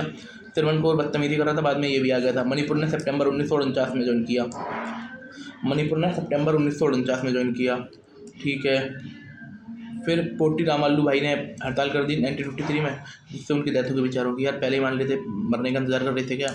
पहला लिंग्विस्टिक स्टेट बना Andhra Pradesh, state reorganisation commission बना, जिसमें फजल अली वो बोलते हैं, जिसे 1953 में बना था। 1956 में इसने अपनी सिफारिश दी थी, जिसमें HM कुंजरू थे, KM पानीकर थे, फजल अली साहब थे। फिर बॉम्बे बना महाराष्ट्र से अलग। फिर पंजाब रीऑर्गेनाइजेशन आया। पंजाब से पहले नागालैंड बन गया था 1963 में, एक अलग स्टेट। फिर हमने 1961 में गोवा दमन दीव लिए पुर्तगाल से। फिर तुम्हारे सिक्किम को 1974 में एक फुल 1974 में सिक्किम एसोसिएट स्टेट के रूप में आया। फिर 1975 में सिक्किम को 36वें कॉन्स्टिट्यूशनल अमेंडमेंट के थ्रू फुल स्टेट बना दिया, है ना, 36वें कॉन्स्टिट्यूशनल अमेंडमेंट के थ्रू। फिर माहे कराईकल पौंडीचेरी, ये यनम की टेरिटरी थी, 1954 में इन्होंने हमें दे दी, है ना। फिर क्या हुआ, इलेक्शन के बारे में देख लीजिए। इलेक्शन कमीशन सुकुमार सेन की अध्यक्षता में बना था। पहला जनरल इलेक्शन अक्टूबर 1951 से लेकर फरवरी 1952 तक हुआ। कांग्रेस ने 364 सीट जीती, 489 में से। ठीक है।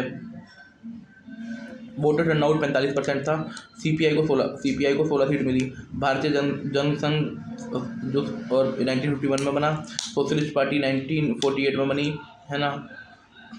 आचार्य नागेंद्र देव, जेपी ये सब सोशलिस्ट पार्टी में थे। सी राजगोपालाचारी, NG रंगा, मीनू मसानी, ये सब स्वतंत्र पार्टी में थे। प्रजा सोशलिस्ट पार्टी जन बनी 1952 में, जिसमें किसान मजदूर सभा आ गई और तुम्हारा सोशलिस्ट पार्टी आ गई। प्रजा सोशलिस्ट पार्टी जो मैं बोल रहा था ना, आचार्य नागेंद्र देव इसके मेंबर थे। कांग्रेस डेमोक्रेसी बनाई जगजीवन राम ने, जिसके साथ HN हिम्मती नंदन बहुगुणा थे। नंदिनी सतापति थे।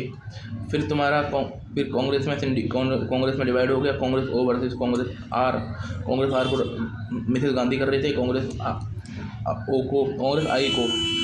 आई को तुम्हारा वही बुड्ढे लोग कर रहे थे, सिंडिकेट। ग्रैंड अलायंस बनाया इंदिरा गांधी ने 1971 में। इलेक्शन था, वो मोटो था गरीबी हटाओ, सपोर्टेड इंदिरा गांधी ने सपोर्ट किया। CPI ने सपोर्ट किया था 1971 इलेक्शन में। इंदिरा गांधी जी का अच्छा मामला रहा। जनता पार्टी की सरकार आई 1977 में। फिर देख लेते हैं पहला जो प्लानिंग कमीशन बना 1950 में। नेशनल डेवलपमेंट काउंसिल बनी 1952 में। पहला 5 ईयर प्लान आया 1951 से लेकर 56 तक। ये बेसिकली फेमस था, ये बेसिकली था फोकस एग्रीकल्चर पर, इरीगेशन पर। सेकंड 5 ईयर प्लान आया 1956 से लेकर 61 तक, इसे महालोबिस मॉडल कहते हैं। इंडस्ट्रियल पॉलिसी आई 1956 में। थर्ड 5 ईयर प्लान आया 1951 से 56 तक। इसमें फूड ग्रेन पर फोकस किया गया। प्लान हॉलीडे 1966 से 1969 तक, 1966 से लेकर 69 तक हमारे कोई वो नहीं आया।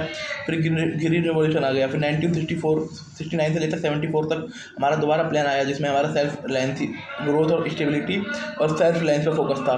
20 ईयर प्रोग्राम आया 1975 में during emergency for poverty alleviation के लिए। फिफ्थ 5 ईयर प्लान आया 74 से 79 तक।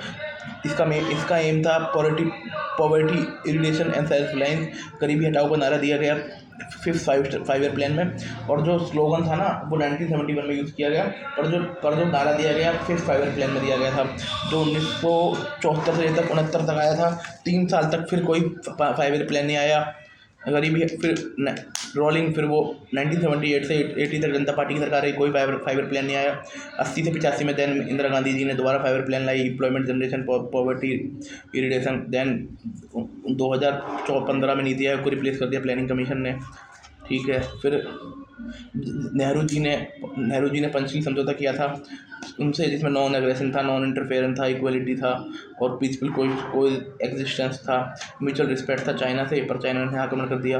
1955 में इंडोनेशिया के बांगलुरु में हमारी 29 एशियन अफ्रीकन नेशन आए थे, वो समिट हुआ था, जिसमें दोबारा नॉन अलाइनमेंट मूवमेंट की एक तरह से नींव पड़ी गई। 1961 में जो कहाँ पर हुआ था, 1961 में बेलग्रेड में समझौता ही हो गया, जिसमें इंडिया, इजिप्ट, यूगोस्लाविया, घाना, इंडोनेशिया, ठीक है। इंडिया चाइना की वॉर हुई है ना। 62 में ताशकंद समझौता हुआ। 10 जनवरी 1966 में एलवी शास्त्री जी की मृत्यु हो गई थी। अयूब खान और शास्त्री जी के बीच हुआ था सिमला समझौता, 2 जुलाई 1972 को हुआ था, जिसमें तुम्हारी जुल्फिकार अली भुट्टो थे, इंदिरा गांधी जी थी। सोवियत के साथ हमारी ट्रीटी हुई 1971 में। स्माइलिंग बुद्धा हुआ 1974 में। देन वो न्यूक्लियर टेस्ट जो हुआ था ये 1998 में हुआ। सार्क बना 1985 में ढाका के अंदर। इसमें इंडिया, पाकिस्तान, बांग्लादेश, नेपाल, भूटान, श्रीलंका, मालदीव थे। इंडिया कंट्रीब्यूशन, इंडिया ने यूएन के अंदर भी 2 लाख ट्रुप भेज चुका है कॉन्गो में। इंडिया ने मना कर दिया कि हम एनपीटी साइन नहीं करेंगे, हम कॉम्प्रिहेंसिव न्यूक्लियर बैन ट्रीटी हम साइन नहीं करेंगे। गुजरात लौट ट्रेन थी भाई, अपने पड़ोसी के साथ अच्छे रिश्ते बनाओ। लुक ईस्ट पॉलिसी में नरसिम्हा राव ने वो बनाने की क्या करा। इंडिया आसियान का मेंबर बना 1995 में। फिर इंडिया ने यूरोपियन यूनियन के साथ एग्रीमेंट किया और वो इनका स्ट्रेटेजिक पार्टनर बन गया 2004 में। स्ट्रेटेजिक पार्टनरशिप एग्रीमेंट करा 2004 में। G20 का इंडिया मेंबर बना 1999 में। इंडिया ठीक है। चैलेंजेस, अब जो कांग्रेस 1967 में पहली बार कई इलेक्शन में हारी, पंजाब, हरियाणा, उत्तर प्रदेश, बिहार, है ना, और वेस्ट बंगाल, उड़ीसा एंड तमिलनाडु, ठीक है, इन राज्यों में हार गई। कांग्रेस सिस्टम रजनी कोठारी ने दिया। कांग्रेस इसका स्प्लिट हो गया, कांग्रेस ओ और कांग्रेस आर को मिसेस गांधी चला रहे थे, कांग्रेस ओ को के कामराज, मोरारजी देसाई, एस नीलेंद्रप्पा चला रहे थे। ग्रैंड अलायंस बना 1971 में, जिसमें कांग्रेस ओ थी, जनसंघ थी, स्वतंत्र पार्टी थी। कांग्रेस ग्रैंड अलायंस बना कांग्रेस ओ को, इसमें जनसंघ ने कांग्रेस ओ के साथ मिलकर इलेक्शन लड़ा, पर कांग्रेस आर जीत गई, ठीक है। 352 सीट मिली। इंदिरा गांधी ने 14 बैंकों का राष्ट्रीयकरण किया, अबॉलिशन किया प्रिवी पर्सिस का, ठीक है। 26वें संविधान संशोधन 1971 में 14 बैंकों का राष्ट्रीयकरण किया, प्रिवी पर्स किया। बांग्लादेश को आज़ाद करा दिया इंदिरा गांधी जी ने। इंडियन सोवियत ट्रीटी हो गई 1975 में, इमरजेंसी डिक्लेयर हो गई। 1976 में मिनी कॉन्स्टिट्यूशन आ गया। 1977 में जनता पार्टी आ गई।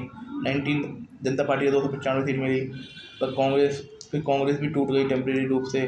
फिर ये क्यों आया था, इमरजेंसी सेशन क्यों लगाया गया था। एक तो भाई जगमोहन सिन्हा साहब ने इंदिरा गांधी जी के जो वो था इलेक्शन, उसको उसको वॉइड घोषित कर दिया था। जेपीजी आंदोलन कर रहे थे। फिर उसके बाद इनका टसल चल रहा था उससे जुडिशरी का टसल चल रहा था। इन्होंने 38वें संविधान संशोधन में बोल दिया कि इमरजेंसी नॉन डिस्ट्रिक्टेबल है। 39 में बोल दिया कि आप प्राइम मिनिस्टर, प्रेसिडेंट और स्पीकर के इलेक्शन पर ज़्यादा उंगली नहीं करोगे, वाइस प्रेसिडेंट के इलेक्शन पर, राष्ट्रपति के इलेक्शन पर, प्राइम मिनिस्टर के इलेक्शन पर। फिर मिनी कॉन्स्टिट्यूशन आया।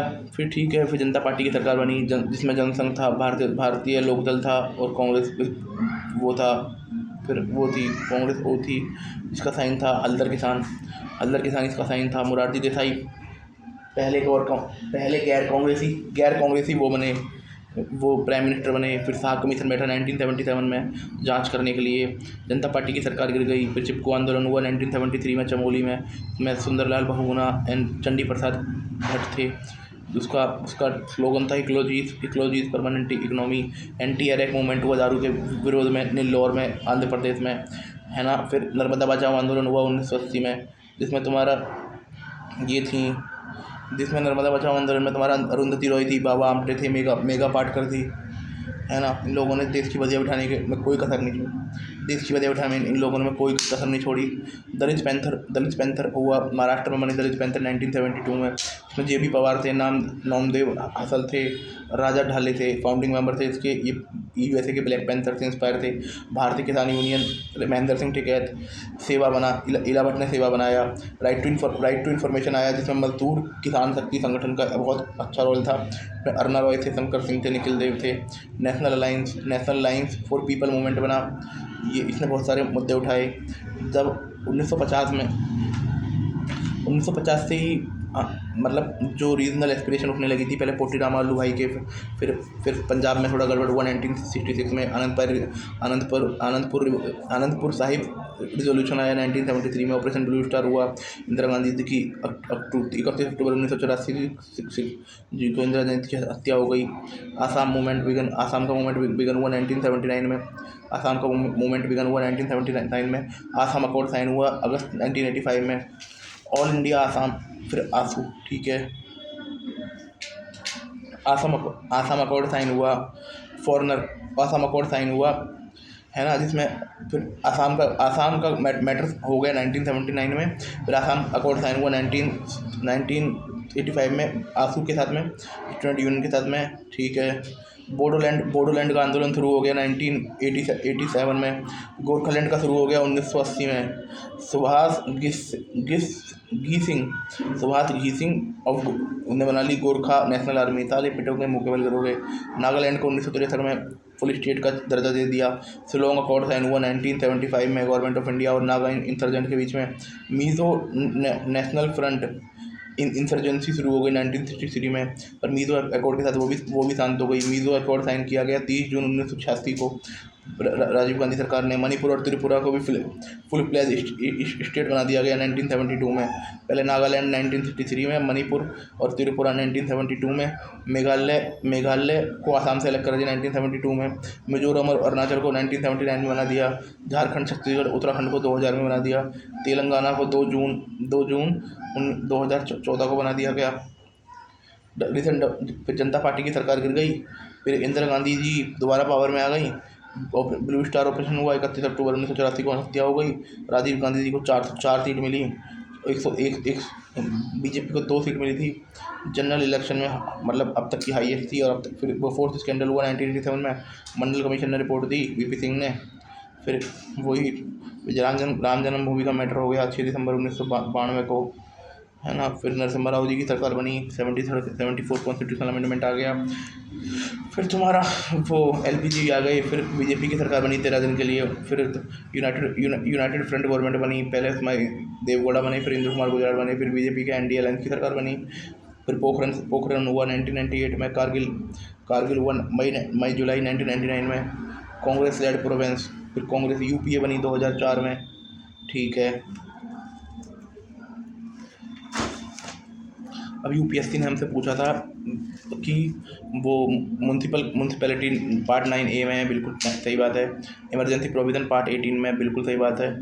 और तुम्हारा अमेंडमेंट पार्ट 20 में, बिल्कुल सही बात है। फिर इसने हमसे और क्वेश्चन पूछा था कि भाई कॉन्स्टिट्यूशन में अमेंडमेंट कौन कर सकता है?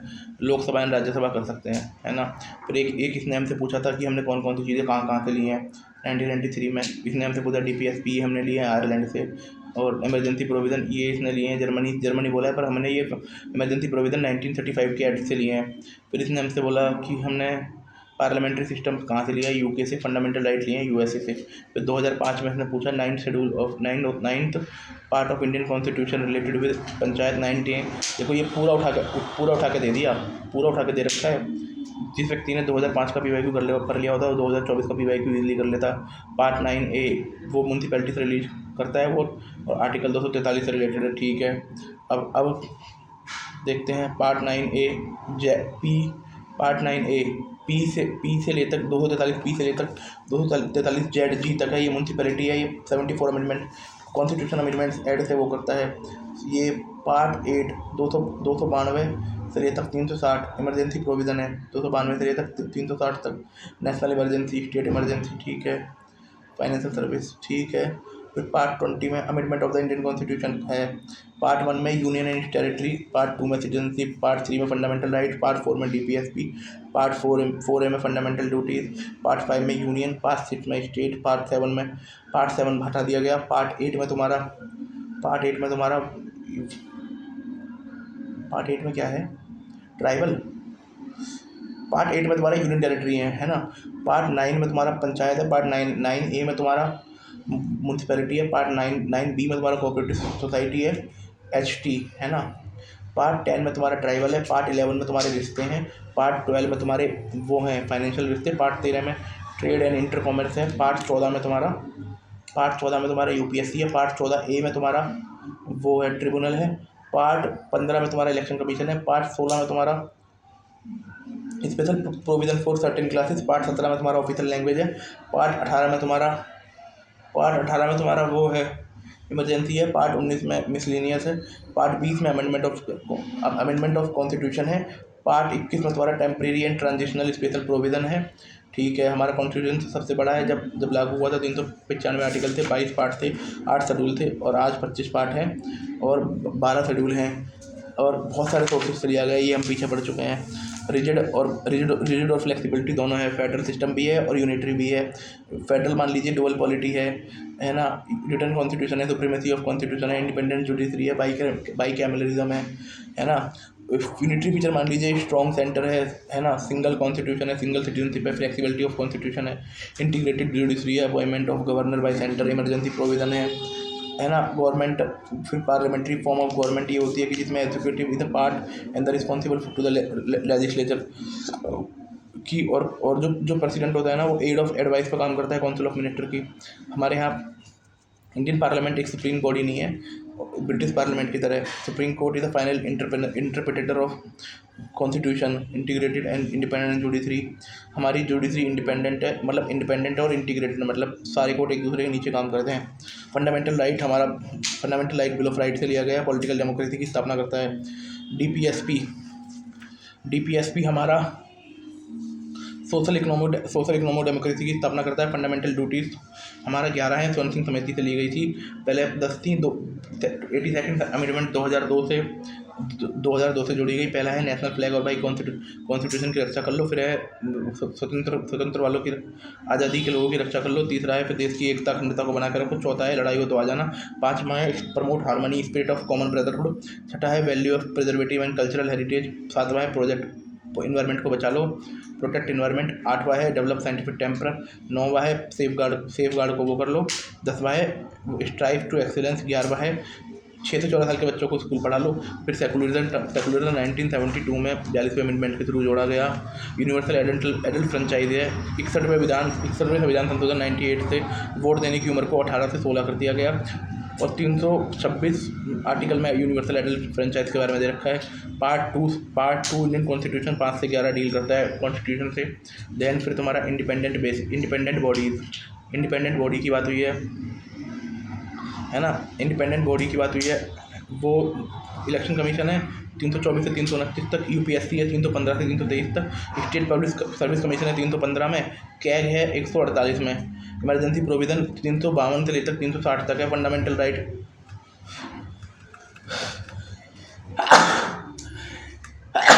आर्टिकल 352 के तहत फंडामेंटल राइट, और 358 के तहत 352 में फंडामेंटल राइट जो 19वां है वो अपने आप सस्पेंड हो जाता है। फिर तुम्हारा ये प्रेसिडेंट रूल है। फाइनेंशियल इमरजेंसी है। 3 टायर गवर्नमेंट है, ये हम पहले ही पढ़ चुके हैं 3 टायर गवर्नमेंट। बस इसमें यह है कि reservation of seat and schedule caste and schedule tribe and women होना जरूरी है।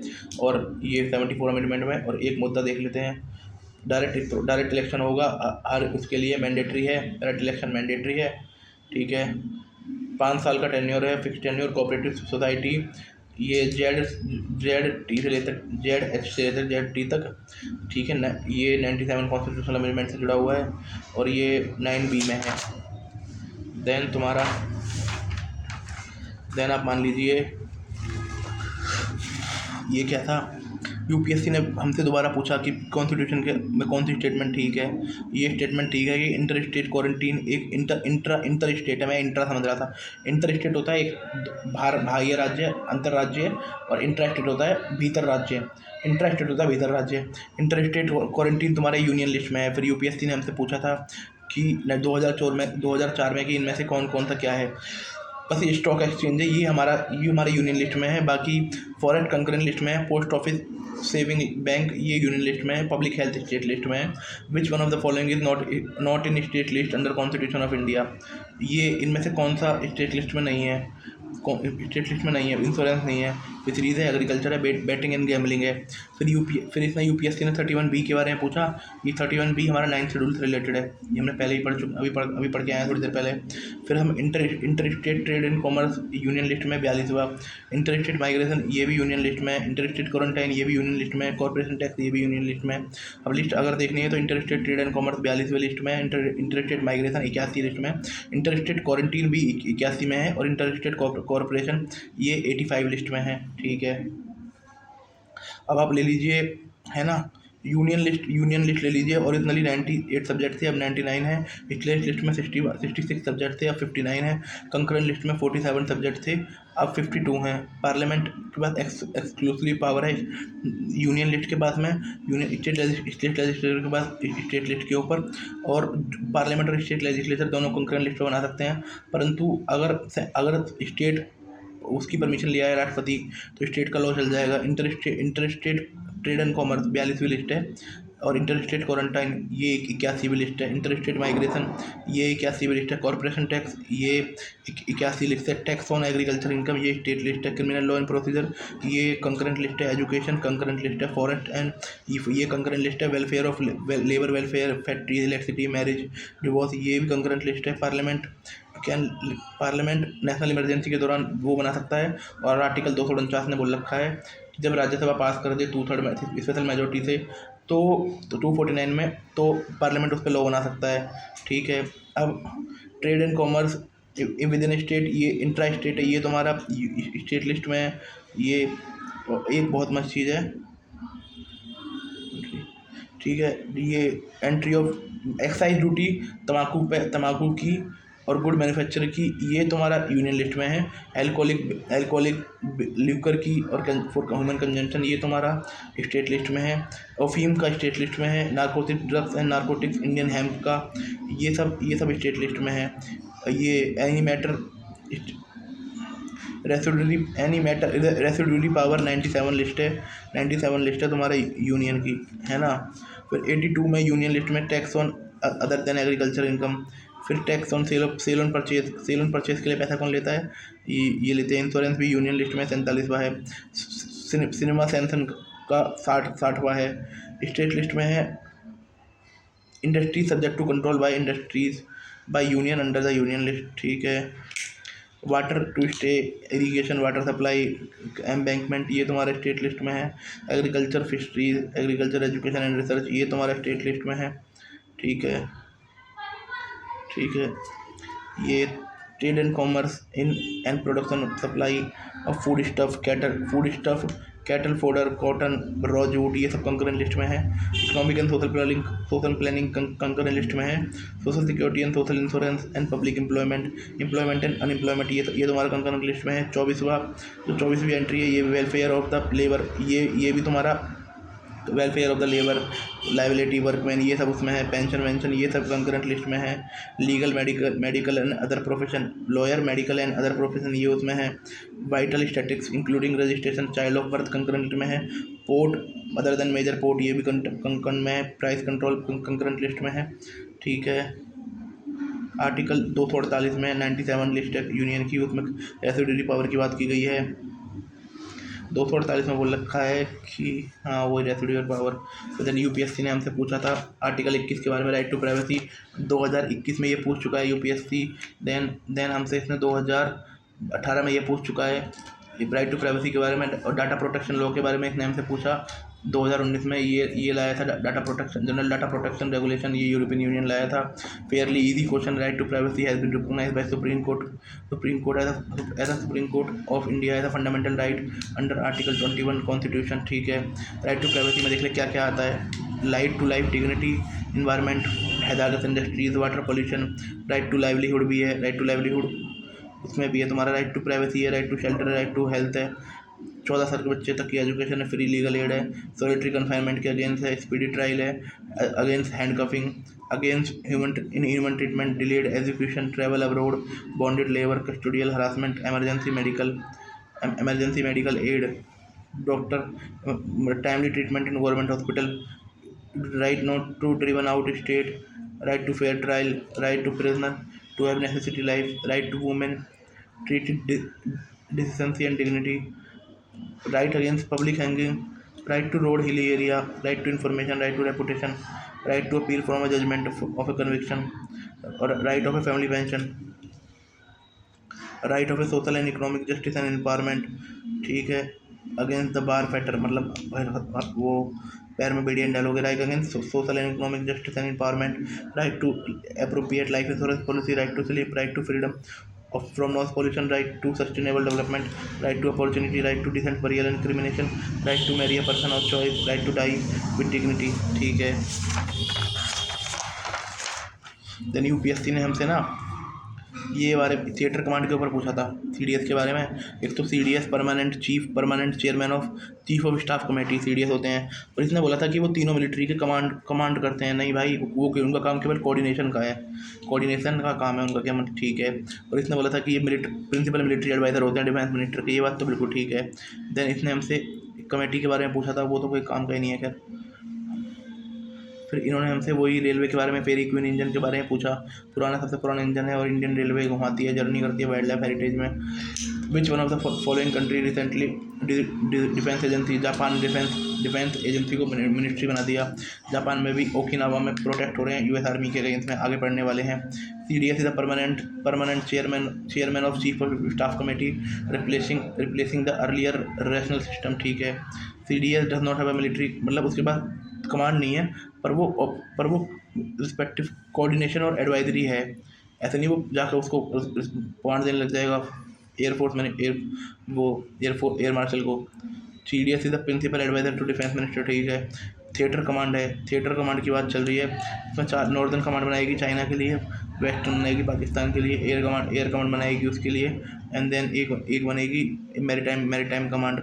ठीक है, पर इस टाइम इंडिया में एक ही कमांड है, जो वो है एक अंडमान निकोबार की कमांड। ठीक है, ये 2001 में बनी थी, स्ट्रेटेजिक न्यूक्लियर फोर्स वाली कमांड है ना। ठीक है, इस पर शुरुआत करी थी चीफ ऑफ डिफेंस स्टाफ ने शुरुआत करी थी। इससे क्या होगा, मतलब हर काम बढ़िया ही होगा। अग्निपथ स्कीम 4 साल की है, इंक्लूडिंग ट्रेनिंग, है ना। शॉर्ट टर्म मिलिट्री सर्विस के लिए है, अग्निवीर तीनों में लिए जाएंगे 46 है, और रिटेंशन 25% को वहीं रख लिया जाएगा।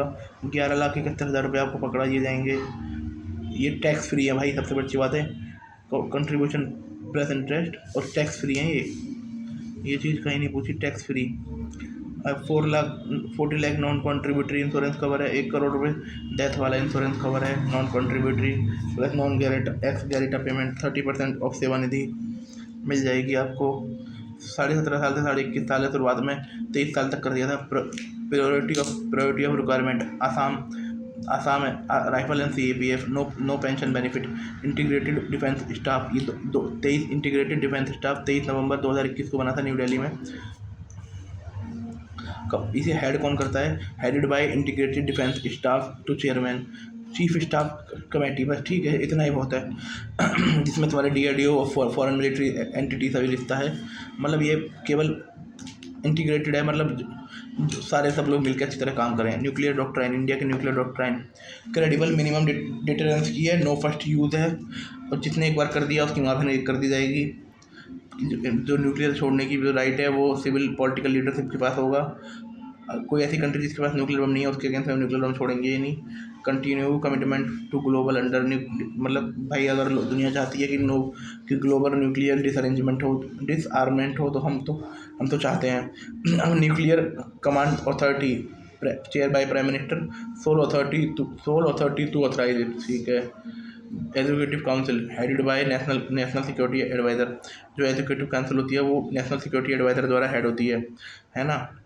अग्नि भी, ये इसमें हमारे पास ये मिसाइल अरिहंत मिसाइल आ गई, और ये अग्नि मिसाइल आ गई, ये मिराज, सुखोई, ये सब आ गए, ठीक है। और जो एजुकेटिव काउंसिल होती है ये एनएससी द्वारा हेड होती है, ये इसके एडवाइज़र के रूप में कार्य करते हैं। Tri service Andaman Nicobar command, tri service Andaman Nicobar command ये बनी थी भाई, कब बनी थी ये? 2001 में बनी थी। इसकी लोकेशन पोर्ट ब्लेयर में है। ये इंडिया की first and only tri service command है। ये बे ऑफ बंगाल और इंडियन ओशन में हमारे उसको करती है। ये commander in chief, headed by commander in chief, है ना। नेवी आर्मी तीनों है। Entire Andaman Nicobar surrounding maritime surveillance का सारे काम करती है भाई। Close to Malacca strait support India active policy. Strategic force command, January 2003। Known as nuclear command 2003 बनी थी। Manages Indian strategic and tactical nuclear arsenal, part of nuclear command authority. Nuclear command authority का part है ना। ये part है nuclear command authority का। Headed by commander in chief at 3 star rank. Commander in chief इन्हें वो करते हैं 3 equal to 3 star rank, usually air marshal और इक्वल टू। custody, deployment और operational readiness for nuclear weapon, coordination with DRDO, Defense Ministry and Intelligence Agency, implement nuclear retaliation, ठीक है। Advance medium aircraft की बात हो रही है, ये बन रहा है 2028 में प्रोटोटाइप बन जाएगा, 2034 में पूरा बन जाएगा। 2 इंजन होंगे, एक इंजन MK1 AMC MK1 हमारा इम्पोर्ट किया होगा, AMC MK2 हम खुद बना रहे हैं। बेस्ट होगा, है ना। और ये इनहेंस सेल्फ रिलायंस में काम करेगा। लो रडार क्रॉस सेक्शन होगा। इंटरनल वेपन बाय सर्पेटाइम इंटेक, सांप की तरह घूमेगा, है ना। एडवांस एवोनॉमिक्स होगा। मल्टी रोल होगा। एयर डोमिनेंस सिस्टम होगा, ठीक है।